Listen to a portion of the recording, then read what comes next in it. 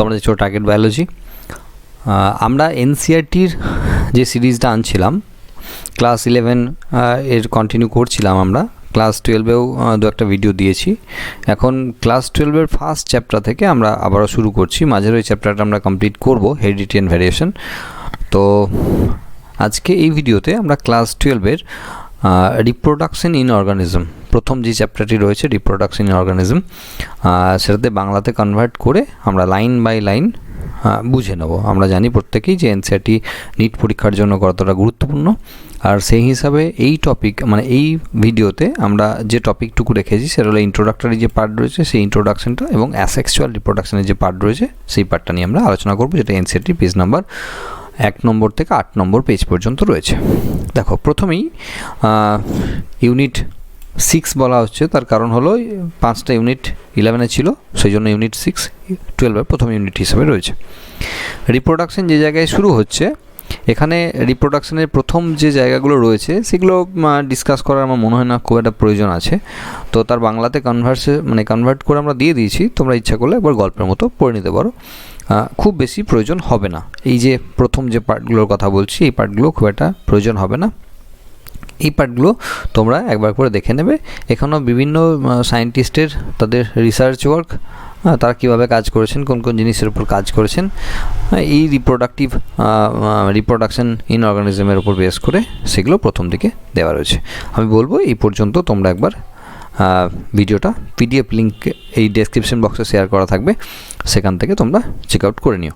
তো এখানে আমরা আলোচনার যে প্রথম জায়গাটি রাখছি সেটা হলো রিপ্রোডাকশন ইন অর্গানিজম চ্যাপ্টার 1, মানে ইউনিট 6-এর, মানে যদি 11-12 মিলিয়ে বলি ইউনিট 6-এর যে চ্যাপ্টার 1 রয়েছে সেই চ্যাপ্টার 1-এর মানে যে প্রথম যে চ্যাপ্টারটা রয়েছে আর কি, তো রিপ্রোডাকশন ইন অর্গানিজম, তার এই জায়গা থেকে আমরা প্রথমেই আলোচনাটা শুরু করছি। দেখো কি বলছে, each and every organism can live only for a certain period of time. প্রত্যেকটি অর্গানিজম একটি নির্দিষ্ট টাইম পিরিয়ড পর্যন্ত বাঁচে। The period of the birth to be natural death of an organism represents its life span. যেমন জন্মে তেমন তো মৃত্যুও হয়। তো এই যে মানে জন্ম থেকে আরম্ভ করে মৃত্যু পর্যন্ত এই টাইমটাকে লাইফ স্প্যান বলা হয়। যে লাইনগুলো ইম্পর্টেন্ট নিটের ক্ষেত্রে আছে সেগুলো আমরা অবশ্যই বলে দেবো। Life spans of a new organism are given in figure 1.1। বিভিন্ন অর্গানিজমের ক্ষেত্রে লাইফ স্প্যান 1.1 ফিগার এর নিচে আছে আর কি, সেইখানে কিন্তু দেওয়া রয়েছে। ওই জায়গাটি ভীষণ ইম্পর্টেন্ট। বিভিন্ন লাইফ স্প্যান বিভিন্ন অর্গানিজমের ক্ষেত্রে নিটে কখনো কখনো লাইফ স্প্যান দিয়ে আসে। একটা পেজে ছবির মধ্যে তোমাদের যাদের এনসিইআরটি আছে তারা দেখতে পাচ্ছ নিশ্চয়ই, একটা পেজের মধ্যে এখানে রয়েছে বিভিন্ন ছবি দেওয়া রয়েছে এবং তাতে যার যা লাইফ সাইকেল প্যাটার্ন দেওয়া রয়েছে বা লাইফ স্প্যান দেওয়া রয়েছে, কত বছর বাঁচে সেটা দেওয়া রয়েছে, সেটা কিন্তু আমাদের একটু মনে রাখতে হবে। Several other organisms are drawn for which you should find out their life span and write the space provide. মানে কিছু জায়গা দেওয়া আছে যেখানে স্পেস দেওয়া আছে, ফাঁকা জায়গা দেওয়া আছে, তার লাইফ স্প্যান তোমাকে নিজেকে লিখতে বলা আছে। তোমরা দেখবে, যদি অসুবিধা হয় আমাকে বলবে কমেন্ট বক্সে, আমি সেগুলোর লাইফ স্প্যান অবশ্যই বলে দেবো। Examine of lifespan of organism represented in the figure 1.1. Is not it both interesting and intriguing to note that it may be as short as a few days or as long for a few thousand years? মানে কেউ কেউ রয়েছে যারা কিছু দিন মাত্র বাঁচে, আবার কেউ কেউ রয়েছে কয়েক হাজার বছর বাঁচে, এরকমও কিন্তু অর্গানিজম রয়েছে, উদ্ভিদ প্রাণী মিলিয়ে বলা হচ্ছে। Between these two extremes of lifespans, most of the living organisms, হ্যাঁ প্রত্যেকেই লিভিং অর্গানিজম, সেখানে একটা হিউজ পরিমাণে লাইফ স্প্যানের ডিফারেন্সেস রয়েছে। You may note that life spans of the organism are necessarily correlated with their size. মানে এমন নয় মানে নট নেসেসারিলি, হ্যাঁ মানে তাদের যে লাইফ স্প্যানটা, তাদের যে সাইজ, মানে তারা কত বড়, হ্যাঁ দেখতে কত বড়, আকার আকৃতিতে কত বড়, তার উপর ডিপেন্ড করে যে তাদের লাইফ স্প্যান হবে এমন নয়। মানে সেক্ষেত্রে যদি আমরা তুলনা করি যে একটা হাতির আকার আকৃতি অনেক বড়, তার লাইফ স্প্যান, আর যে কচ্ছপের আকার আকৃতি খুব ছোট, তার লাইফ স্প্যান, এইভাবে যদি আমরা কোরিলেট করতে যাই তাহলে কিন্তু আমাদের ব্যাপারটা ভুল হবে। এইভাবে কিন্তু কোরিলেট করা যায় না। The sizes of crows and parrots are not different yet. The life span show a wide difference, মানে কাকের মধ্যে এবং তোমার টিয়া পাখির মধ্যে তেমন কিছু আকার আকৃতিতে পার্থক্য দেখা না গেলেও সেখানে কিন্তু তাদের লাইফ স্প্যানে একটা ব্যাপক ডিফারেন্স দেখা যায়। Similarly a mango tree has a much shorter lifespan as compared to the people tree। তো ম্যাঙ্গো ট্রির ক্ষেত্রে তাদের লাইফ স্প্যান, একটা পিপল ট্রির ক্ষেত্রে তার লাইফ স্প্যান কিন্তু অনেক বেশি। Whatever may the life span death of every individual organisms in a certainty that is no individual is immortal. কোনো ইন্ডিভিজুয়াল ইমোরাল নয়। যাদের লাইফ স্প্যানের কথা, প্রত্যেকের লাইফ স্প্যান আছে, প্রত্যেকের ক্ষেত্রে যেমন জন্ম হয় তেমন মৃত্যু হয়, কারোর ক্ষেত্রে কেউ কিন্তু ইমোরাল নয় এক্সেপ্ট সিঙ্গেল সেলড অর্গানিজম। এই জায়গাটায় খুব ইম্পর্ট্যান্ট। সিঙ্গেল সেলড অর্গানিজম যারা এককোষী তাদেরকে ইমোরাল বলা হয়। হ্যাঁ, তাদেরকে ইমোরাল বলা হয় তার কারণ একটা সেল ডিভাইড করে দুটো সেলে কনভার্ট হয়, এই সেলটা কিন্তু হিসাব মতো মারা যাচ্ছে না, এই সেলটা ডিভাইড করে দুটো সেলে কনভার্ট হচ্ছে। তো দুটো সেল যখন হচ্ছে, উপরের সেলটা ডিভাইড করে দুটো সেল হচ্ছে, সেক্ষেত্রে উপরের সেলটি মারা যাচ্ছে না, আর সেই জন্য এই যে যারা এককোষী তাদেরকে ইমোরাল বলা হয়। Why do they say why we say there is no natural death in single called celled organism given this on earth for several thousands of years। The most এখানে লাইনটা একটা বাদ গেল।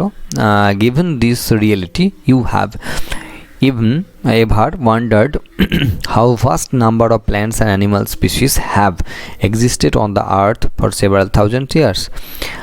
There must be some process in living organisms that ensure this community. Yes, we are talking about the reproduction, something that we take for granted. মানে এই যে কোন একটি অর্গানিজম হাজার হাজার বছর ধরে বাঁচছে, পরপর তাদের জেনারেশন আফটার জেনারেশন বাঁচছে, এবং যে প্রসেসের থ্রু দিয়ে এই ঘটনাটি ঘটছে তাকে আমরা রিপ্রোডাকশন বলি, যেটা আমাদের এই চ্যাপ্টার পড়ার বিষয়বস্তু। যা এখানে দেওয়া রয়েছে আমি মোটামুটি যা বললাম সেগুলো কিন্তু এখানে বাংলাতে কনভার্ট করে দেওয়া আছে। তোমরা তোমাদের পছন্দ মতো করে তোমরা ডেসক্রিপশন বক্স থেকে সেই জায়গাগুলো অবশ্যই দেখে নেবে। যেমন করে আমরা বলছিলাম যে কিছু কিছু অর্গানিজমের ক্ষেত্রে তাদের লাইফ স্প্যান দেওয়া রয়েছে। দেখো টিয়া পাখির ক্ষেত্রে আর কাকের ক্ষেত্রে দেখো একই রকম দেখতে দুটি পাখি, কিন্তু টিয়া পাখির বয়স 140 বছর মতো, সেখানে কাকের বয়স মাত্র, মানে লাইফ স্প্যান মাত্র 15 বছর। তা টিয়া পাখি 140 বছর পর্যন্ত বাঁচছে, সেখানে কাক বাঁচছে মাত্র 15 বছর। তো এখানে কিছু কিছু জায়গায় গ্যাপ রয়েছে, এই গ্যাপগুলোকে তোমাকে নিজেকে পূরণ করতে দিতে বলা হয়েছে। তো এবার যদি কোনো ক্ষেত্রে কোনো প্রবলেম হয় তাহলে সেক্ষেত্রে আমরা অবশ্যই সাহায্য করব, তোমরা কমেন্ট বক্সে কমেন্ট করে জানাও, সেক্ষেত্রে আমরা তাদের লাইফ স্প্যানগুলো অবশ্যই বলে দেবো। তো এনসিইআরটিতে এই 4 নম্বর পেজে এনসিইআরটিতে যে যে প্রাণীগুলো বা উদ্ভিদগুলোর কথা বলা হয়েছে তাদেরকে বাদ দিয়ে আর কোনো এক্সট্রা কারোর লাইফ স্প্যান আমাদের জানার প্রয়োজন নেই। তো এইগুলোকে জানলেই আমাদের কিন্তু নিট এক্সাম ক্লিয়ার হয়ে যাবে। Reproduction is defined as a biological process in which an organism gives rise to young ones similar to itself. Reproduction এমন একটি প্রসেস যে জীব রিপ্রোডিউস করছে তার মতো একটি ইয়ং মানে অফস্প্রিং, মানে নতুন একটি অপত্য সে সৃষ্টি করছে। The offspring grow mature and produce new offspring, মানে একটা অপত্য সে গ্রো করে, আস্তে আস্তে ম্যাচিওর করে, এবং তারপর সে আবারও নিজের রিপ্রোডাক্টিভ একটা ফেজে চলে যায়। Thus there is a cycle of birth, growth and death. তাহলে সেখানে একটা সাইক্লিক প্যাটার্নে কিন্তু কাজ চলছে, জন্ম, বৃদ্ধি এবং মৃত্যু।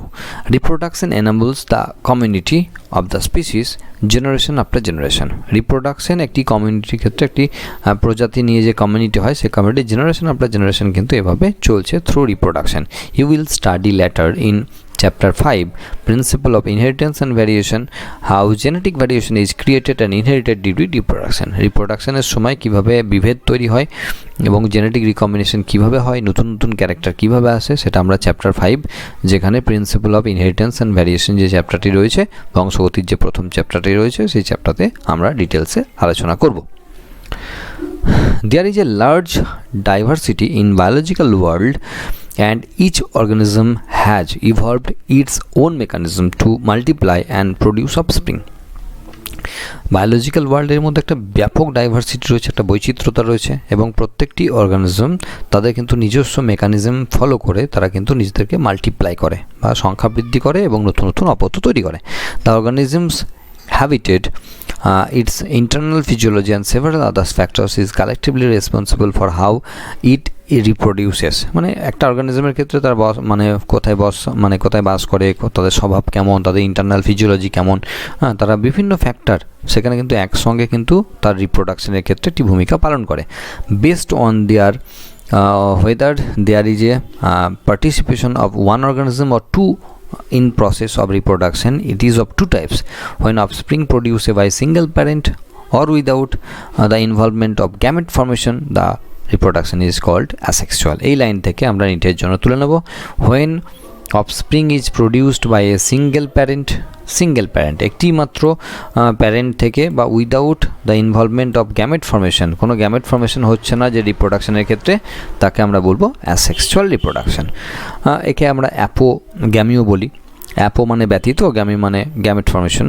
তো এখানে গ্যামেট ফর্মেশন ছাড়াই যদি রিপ্রোডাকশন হয় সেটাকে অ্যাপোগ্যামি বলা হয়, অ্যাসেক্সুয়াল রিপ্রোডাকশনকে অ্যাপোগ্যামি বলা হয়। হোয়েন টু প্যারেন্টস, অপোজিট সেক্সের দুটো প্যারেন্ট যখন পার্টিসিপেট করে এবং তারা যখন দুটো আলাদা আলাদা গ্যামেট, মেল গ্যামেট এবং ফিমেল গ্যামেট ফিউশনের মাধ্যমে রিপ্রোডাকশন করে, তখন তাকে সেক্সুয়াল রিপ্রোডাকশন বলা হয়। তাহলে এই জায়গা থেকে যে লাইনগুলোকে আমরা মার্ক করলাম, এই লাইনগুলো আমরা নিটের জন্য ইম্পর্টেন্ট লাইন হিসেবে তুলে নেব। যেমন এখানে অ্যাসেক্সুয়াল রিপ্রোডাকশনের সঙ্গে ক্ষেত্রে অ্যাপোগ্যামি কথাটি প্রযোজ্য, বা অ্যাপোমিক্সিস কথাটি প্রযোজ্য। এখানে সেক্সুয়াল রিপ্রোডাকশনের ক্ষেত্রে কিন্তু অ্যাম্ফিমিক্সিস কথাটি প্রযোজ্য। অ্যাম্ফি মানে উভয়, অ্যাম্ফিমিক্সিস উভয় গ্যামেটের মিলনের ফলে যখন হয় তখন তাকে অ্যাম্ফিমিক্সিস বলে, আর অ্যাসেক্সুয়াল রিপ্রোডাকশনের ক্ষেত্রে সেটাকে বলা হয় অ্যাপোমিক্সিস। এই দুটি টার্মকে একটু ভালো করে অবশ্যই দেখে রাখবে। এরপর দেখো এখানে বাংলাগুলো করা রয়েছে, প্রত্যেকটা দেখছো যারা রেগুলার ভিডিও দেখো এই চ্যানেলে তারা জানো যে এইভাবেই কিন্তু আমরা পরপর কিছুটা একটা প্যারা ইংলিশে সেখানে বাংলাতে কনভার্ট করে সেই লাইনগুলোকে বুঝিয়ে দিয়ে আবার একটা প্যারাকে তুলে নিয়ে সেটাকে বাংলা করে এইভাবেই কিন্তু চলছে। 11-এর ক্লাসগুলো কিন্তু এভাবে হচ্ছে। তোমরা যারা নতুন দেখছো তারা কিন্তু প্লেলিস্ট থেকে এগুলোকে দেখে নিও।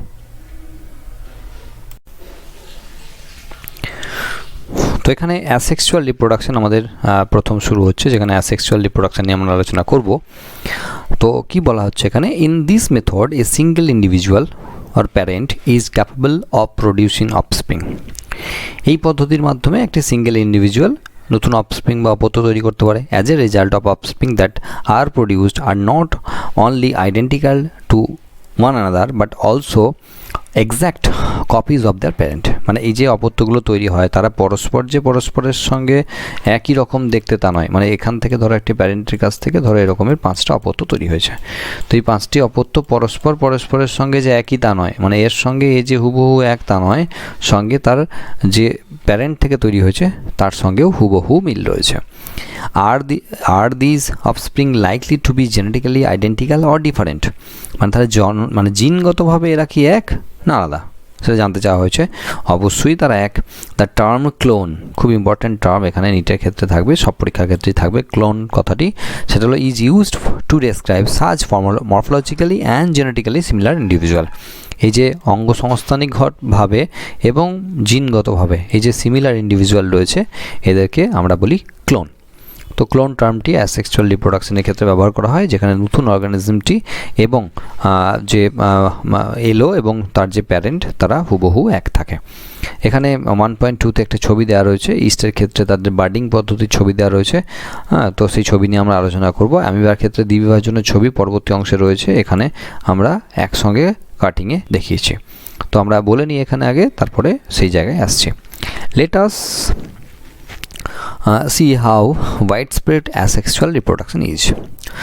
অ্যাসেক্সুয়াল রিপ্রোডাকশনের একটা ব্যাপক ভ্যারাইটি আছে, সেই ভ্যারাইটিগুলো আমরা আস্তে আস্তে বিভিন্ন অর্গানিজমের ক্ষেত্রে আমরা সেগুলো আলোচনা করব। Asexual reproduction is common among single cell organism and in plants and animals with relatively simple organisation. কাদের ক্ষেত্রে অ্যাসেক্সুয়াল রিপ্রোডাকশন দেখা যাচ্ছে, সেটা হলো যারা সিঙ্গেল সেলড অর্গানিজম তাদের ক্ষেত্রে দেখা যাচ্ছে, প্ল্যান্টের ক্ষেত্রে দেখা যাচ্ছে, এবং অ্যানিম্যাল যারা একটু মোটামুটি সিম্পল মানে যারা একটু প্রিমিটিভ টাইপের সেই সমস্ত অর্গানিজমদের ক্ষেত্রে অ্যাসেক্সুয়াল রিপ্রোডাকশন দেখা যাচ্ছে। In protists and moneras, the organism or the parent cell divided into two to give rise two new individuals, যেখানে 1.2 ফিগার দেওয়া রয়েছে। এখানে যেমন দেওয়া রয়েছে, তো একটি প্যারেন্ট সেখান থেকে যখন নতুন অর্গানিজম তৈরি হচ্ছে, সেটা প্রোটিস্টা হতে পারে বা মনেরার ক্ষেত্রে হতে পারে, সেখানে কিন্তু দুটো নতুন ইন্ডিভিজুয়াল তৈরি হতে পারে। Das in these organism cell division is itself A mode of reproduction. এক্ষেত্রে সেল ডিভিশনটাই হলো তাদের রিপ্রোডাকশনের মেথড। তার মানে এখানে সেল ডিভিশন হচ্ছে মানে কিন্তু তাদের হিসাব মতো রিপ্রোডাকশন হয়ে যাচ্ছে। In many celled in many single celled organisms reproduce by binary fission, where a cell divides into two halves and each rapidly grows into an adult. এখানে যারা এককোষী রয়েছে তারা যদি দ্বিবিভাজন পদ্ধতি ফলো করে, মানে একটা সেল থেকে যেখানে দুভাগে ভাগ হচ্ছে এবং দুটি নতুন অপত্য তৈরি হচ্ছে, তাহলে সেক্ষেত্রে এদের সেল ডিভিশন মানেই কিন্তু এদের হিসাব মতো রিপ্রোডাকশন। এগুলো সমান হবে, মাউসের ক্ষেত্রে এগুলো সমান করা যাচ্ছে না, কিন্তু এগুলো সবসময় সমান হবে। তো সেক্ষেত্রে তাদের সেল ডিভিশন মানেই কিন্তু তাদের রিপ্রোডাকশন। তো তারা যখন আস্তে আস্তে গ্রো করে অ্যাডাল্ট হচ্ছে, যেমন অ্যামিবা বা প্যারামেসিয়ার ক্ষেত্রে, তারাও কিন্তু একই পদ্ধতি ফলো করতে পারে। ইন ইস্ট, দেখো এখানে কি ইম্পর্টেন্ট লাইন রয়েছে, সেগুলো আমাদের আলোচনার বিষয়বস্তু অবশ্যই থাকবে। তো বাইনারি ফিশনে এখানে অ্যামিবা এবং প্যারামেসিয়ামের উদাহরণ কিন্তু দেওয়া রয়েছে। আমরা বলেছি আগেই যে এনসিইআরটির উদাহরণ এবং এনসিইআরটির ছবি খুব ইম্পর্টেন্ট, সেই জন্য উদাহরণ এনসিইআরটির বাইরে আসে না বললেই চলে, কিন্তু এনসিইআরটির কোনো উদাহরণ কিন্তু আমরা বাদ দিতে পারবো না। In East, the division is unequal and small birds are produced that remain attached initially to the parent cell, which eventually gets separated and mature into new yeast organisms or cells. দেখো এখানে যেমন বলা হচ্ছে, ইস্টের ক্ষেত্রে কী হচ্ছে, এখানে কিন্তু ডিভিশনটা কিন্তু রেগুলার না, ইররেগুলার বলতে পারো বা অসমান বলতে পারো। এখানে এটি জনন কোষ বা জনিত্রী কোষ আর কি যাকে বলা হচ্ছে। তো সেখান থেকে একটা নিউক্লিয়াসটা একটু হালকা ছোটো করে ডিভাইড করে এখানে দিয়ে দিয়েছে, এবং সাইটোপ্লাজমটা এখান থেকে কিন্তু ডিভিশন হচ্ছে, একটা ছোট্ট বার্ড ফর্মেশন হয়েছে। এই জন্য পদ্ধতিকে বার্ডিং বলা হয়। তো এখানে বার্ডটা এরপর থেকে এখান থেকে ডিটাচ হয়ে যায়, এই অংশ থেকে ডিটাচ হয়ে যায় এবং নতুন করে গ্রো করে এটি নতুন ইস্ট হিসাবে। একদম সিম্পল মেথড। এই পদ্ধতি কিন্তু ইস্ট ফলো করে, আর সেই জন্য বার্ডিং পদ্ধতিটি ইস্টের ক্ষেত্রে খুব গুরুত্বপূর্ণ, আমাদের পরীক্ষার জন্য খুব গুরুত্বপূর্ণ। এখানে ক্ষয়ে যে ছবিটা রয়েছে আর কি, অ্যামিবার দ্বিবিভাজন, এখানে অ্যামিবার দ্বিবিভাজনের সেই ছবি দেওয়া রয়েছে, খুব ইম্পর্টেন্ট ছবি। নিউক্লিয়াস, এই নিউক্লিয়াসটি আস্তে আস্তে ডাম্বেল শেপ হচ্ছে, আস্তে আস্তে ডিভিশন হচ্ছে, তারপরে সাইটোপ্লাজমের ডিভিশন হচ্ছে, এবং তারপর নতুন দুটি অপত্য কোষ তৈরি হয়েছে। সেই জায়গাগুলো কিন্তু এখানে আমরা দেখলাম। এরপর members of kingdom fungi and simple plants such as algae reproduce through special asexual reproductive structures, যেটা 1.3-তে দেওয়া রয়েছে। এখানে 1.3-তে দেওয়া রয়েছে, বিভিন্ন ছবি দেওয়া রয়েছে, সেই ছবিগুলো নিয়ে আমরা আসছি পরে আলোচনায়। এখানে আগে দেখে নিই কী কী লাইন, এখানে কী কী কথা বলা রয়েছে। such as algae reproduce through special asexual reproductive structures. The common of these structures are zoospore that usually are microscopic motile structures. খুব ইম্পর্টেন্ট জিনিস এটা, মোটাইল। কারণ জুসপোরের ক্ষেত্রে কি হয়, জুসপোর ধরে এরকম কিডনির মতো শেপ হয়, এবং সেক্ষেত্রে হুইপ প্লাস এবং টিন সেল ফ্লাজেলা থাকতে পারে, দুটোই হুইপ প্লাস ফ্লাজেলা থাকতে পারে। আর টিন সেল ফ্লাজেলা হলো যেখানে এই ফ্লাজেলার উপর একটু হেয়ার লাইক স্ট্রাকচার থাকবে, এবং হুইপ প্লাসের চাবুকের মতো দেখতে এরকম থাকবে, এবং কোনো কোনো ক্ষেত্রে দুটি হুইপ প্লাসও হতে পারে। আমি বলবো প্লেলিস্টে গিয়ে 12-এর যে রিপ্রোডাকশন ইন অর্গানিজমের যে ক্লাস ভিডিওগুলো রয়েছে, ক্লাস 12-এর ক্ষেত্রে লেকচারগুলো রয়েছে, সেগুলো ফলো করো। সেগুলোতে অনেক বেশি ইনফরমেশন দেওয়া আছে, যারা মনে করবে ওই প্লেলিস্ট থেকে দেখতে পারো। 600-র ওপর ভিডিও অলরেডি আপলোড করা হয়ে গেছে চ্যানেলে, যারা নতুন আসছে তারা হয়তো জানো না, তো দেখে নাও। আদার কমন অ্যাসেক্সুয়াল রিপ্রোডাক্টিভ স্ট্রাকচার্স আর কনিডিয়া, পেনিসিলিয়ামের ক্ষেত্রে আমরা বলেছি উদাহরণ খুব ইম্পর্টেন্ট, তার নিটের ক্ষেত্রে উদাহরণগুলো দেখে রাখতে হবে। বার্ডস, হাইড্রার ক্ষেত্রে, এবং গেমিউলস, স্পঞ্জের ক্ষেত্রে। এখানে ডিটেলস কোনো পদ্ধতি দেওয়া নাই, আমরা সেই নিয়ে আলোচনা করতেও পারবো না, কিন্তু যে উদাহরণগুলো এখানে দেওয়া রয়েছে এবং পরবর্তী অংশে ছবি রয়েছে, সেই উদাহরণগুলোকে কিন্তু আমরা কোনো মতেই বাদ দিতে পারবো না। যেমন এখানে জুসপোরের ছবি দেওয়া রয়েছে, যেমন এখানে কনিডিয়ার ছবি দেওয়া রয়েছে পেনিসিলিয়ামের ক্ষেত্রে, যেমন এখানে হাইডার ক্ষেত্রে এক্সটার্নাল বার্ডিংয়ের ছবি দেওয়া রয়েছে, এই অংশটি এখান থেকে ডিটাচ হয়ে গেলে নতুন করে একটি হাইডা এখান থেকে তৈরি হবে, এবং এখানে স্পঞ্জের ক্ষেত্রে কীভাবে গেমিউল ফর্মেশন হয় তার ছবি এখানে দেওয়া রয়েছে। তো এইগুলোকে আমরা কখনোই পড়তে ভুলবো না, এগুলো নিটের ক্ষেত্রে আসবে। You have learned about vegetative reproduction in plants in class 11. Class 11 আমরা কিন্তু ভেজিটেটিভ রিপ্রোডাকশনের একটা মেথড কিন্তু আমরা দেখেছিলাম। What do you think? Is vegetative reproduction also type of asexual reproduction? তুমি কি মনে করো যে এই যে অঙ্গজ জনন পদ্ধতি সেটা কি এক ধরনের অযৌন জনন পদ্ধতি? Why do you say so? মানে অবশ্যই এটা, এবং কেন তুমি সেটা মনে করছো?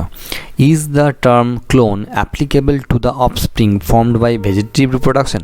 তাহলে ভেজিটেটিভ রিপ্রোডাকশনের মাধ্যমে যে সমস্ত অফস্প্রিং বা অপত্য তৈরি হচ্ছে সেগুলোকেও কি আমরা ক্লোন বলতে পারি? অবশ্যই আমরা ক্লোন বলতে পারি, কারণ এখানে একটাই অর্গানিজম থেকে বা একটাই প্ল্যান্ট থেকে তার বডি থেকে ডিট্যাচ হয়ে যখন রিপ্রোডাকশন হচ্ছে সেখানে জেনেটিক্যালি কোনো ডিফারেন্স আসবে না, সেই জন্য তাদেরকে আমরা ক্লোনই বলবো।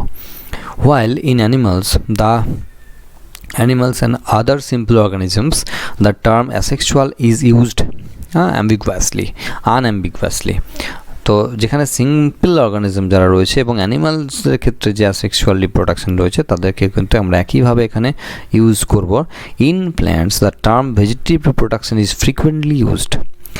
প্ল্যান্টের ক্ষেত্রে ভেজিটেটিভ প্রোপাগেশন কথাটি বা ভেজিটেটিভ রিপ্রোডাকশন কথাটি ইউজ করা হচ্ছে।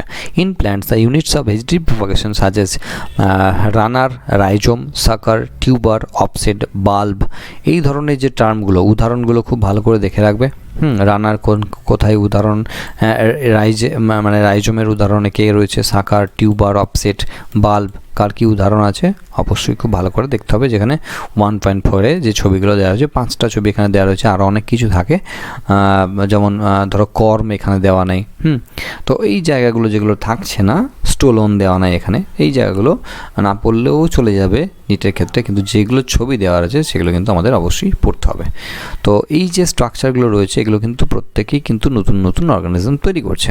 This structures are called vegetative propagules. যে স্ট্রাকচারগুলো তৈরি হচ্ছে সেগুলোকে ভেজিটেটিভ প্রোপাগিউলস বলা হচ্ছে। Obviously since the formation of this structures does not involve two parents, the process involved in asexual.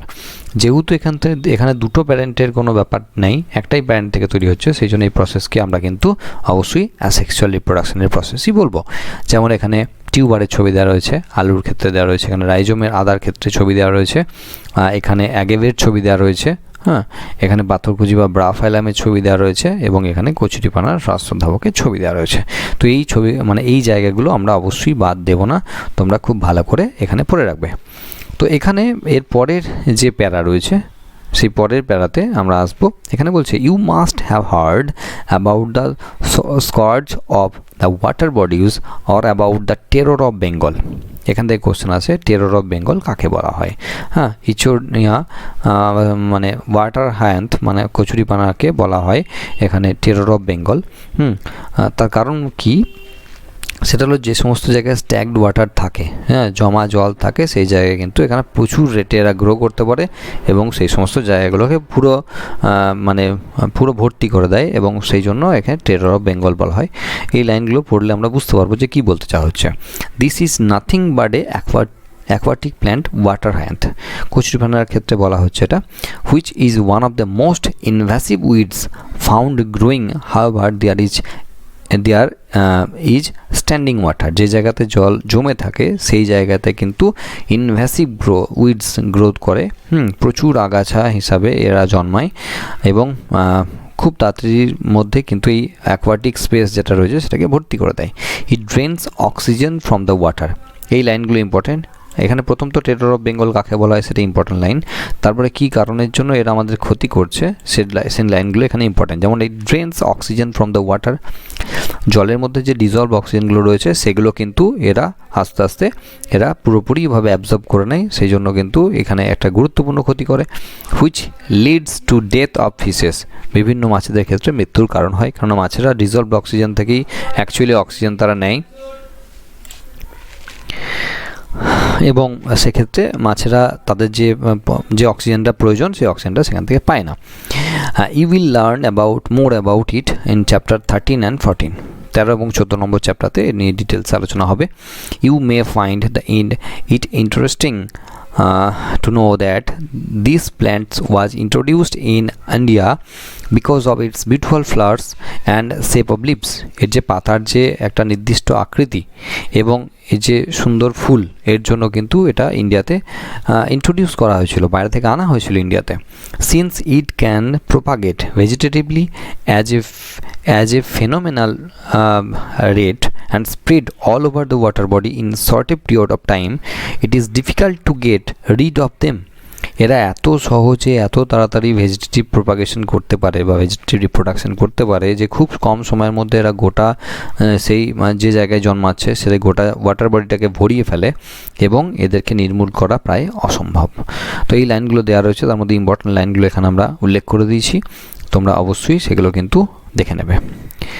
R you aware how plants like potato, sugarcane, banana, ginger, dahlia are cultivated? তোমরা কি জানো বা তোমাদেরকে এগুলো তোমাদের কি অবগত আছে যে আলু, সুগারকেন, আখ, কলা, আদা, ডালিয়া এরা কিভাবে চাষ হয়? Have you seen small plants emerging from the buds called eyes? আলুর ক্ষেত্রে যে বার্ডস হয় তাকে আই বলা হয়। অফ দ্য পটেটো টিউবার, এখানে তাহলে আলুর ক্ষেত্রে পটেটো টিউবারের ক্ষেত্রে তাদের যে বার্ড সেগুলোকে আই বলা হয়, এটা একটু জানার বিষয়। রাইজোম, ব্যানানা এবং জিঞ্জারের ক্ষেত্রে রাইজোম বলা হয়।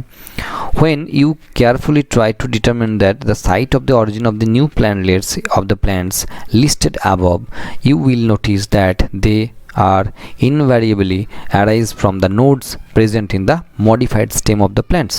এই যে প্ল্যান্টগুলো উপরে প্ল্যান্টগুলো দেখানো হয়েছে এরা মডিফাইড সব স্টেম রয়েছে, সেখানে যে নোড রয়েছে, পর্ব রয়েছে, সেই পর্বর কাছ থেকে যে মুকুলগুলো বেরোয় আর কি, যেগুলোকে কাক্ষিক মুকুল বলি আমরা, সেগুলো থেকেই অ্যাকচুয়ালি কিন্তু এই প্ল্যান্টগুলো তৈরি হয়। When the nodes come in contact with damp soil or water, যখনই এই যে পর্বগুলো যখনই ভিজে মাটি বা জলের সংস্পর্শে আসে, they produce roots and new plants, তারা নতুন নতুন রুট তৈরি করে এবং সেখান থেকে নতুন প্ল্যান্ট তৈরি করে। সিমিলারলি অ্যাডভেন্টিটিয়াস পার্টস মানে অস্থানিক যে মুকুল রয়েছে, arise from the notches present of the margin of the leaves Bryophyllum, পাথরকুচির ক্ষেত্রে তাদের যে লিফ মার্জিন রয়েছে সেখানে বিভিন্ন রকম বার্ড ফর্ম করে, যেমন এখানে দেখতে পাচ্ছি যে এই যে লিফ নচ রয়েছে সেখানে বিভিন্ন রকম বার্ড ফর্ম করছে এবং সেখানে ছোটো ছোটো গাছের মতো অংশ তৈরি হয়েছে।